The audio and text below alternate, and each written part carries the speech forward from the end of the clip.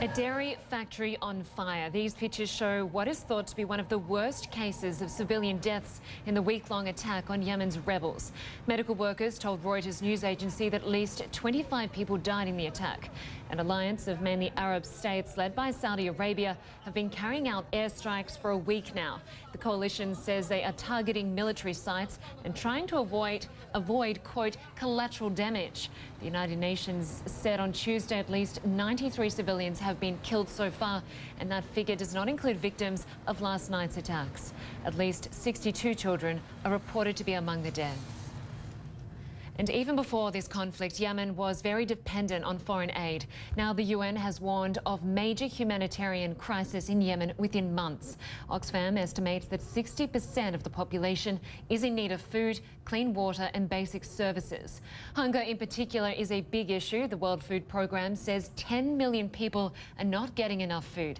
That's more than 40% of the population. In northern Yemen's Sadr province, a rebel stronghold, 40% of people are severely food insecure. This is the worst affected part of the country. Marie Claire Feghali is a spokeswoman for the International Red Cross and the Red Crescent in Sanaa. She joins us now on the phone from the Yemeni capital. And the United Nations chief has said that Yemen is on the brink of collapse. Can you paint a picture for us of the situation on the ground for civilians affected by street fighting and the airstrikes? Yes, the airstrikes have been ongoing now for the 7th night in a row, and we have more and more reports on civilian casualties, but also displacement. When it comes to the figures of the injured and the deaths, the situation is extremely fluid today, and we cannot establish independently the number of the casualties.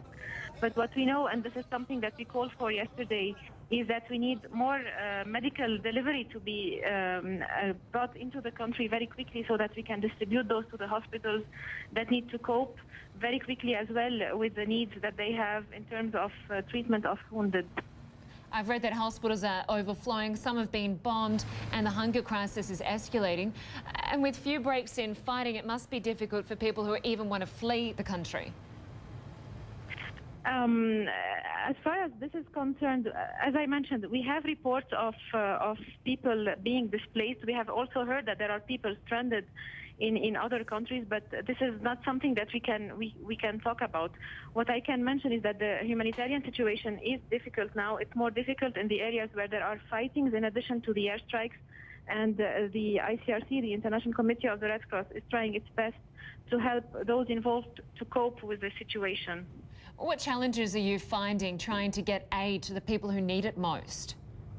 Well, the first challenge is that we need the medical shipment that we requested to arrive to Sana'a soon. We need to be able to send those medical supplies to the hospitals, and we also need that all the medical missions, the volunteers, the Yemen Red Crescent volunteers, and everyone who is working in the relief of these wounded to be protected. They are protected by the international humanitarian law. They should be protected by all those who are fighting, be it on the soil or from the air.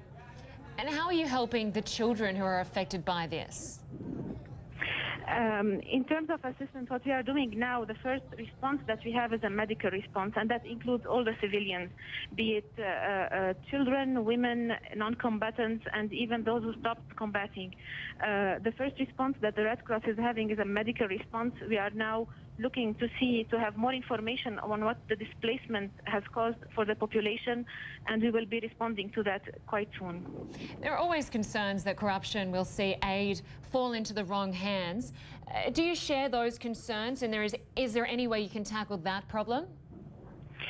Look, as far as the ICRC is concerned, what we do is that we go and talk to the population immediately, the population in need. And when we want to provide the assistance, we do it ourselves.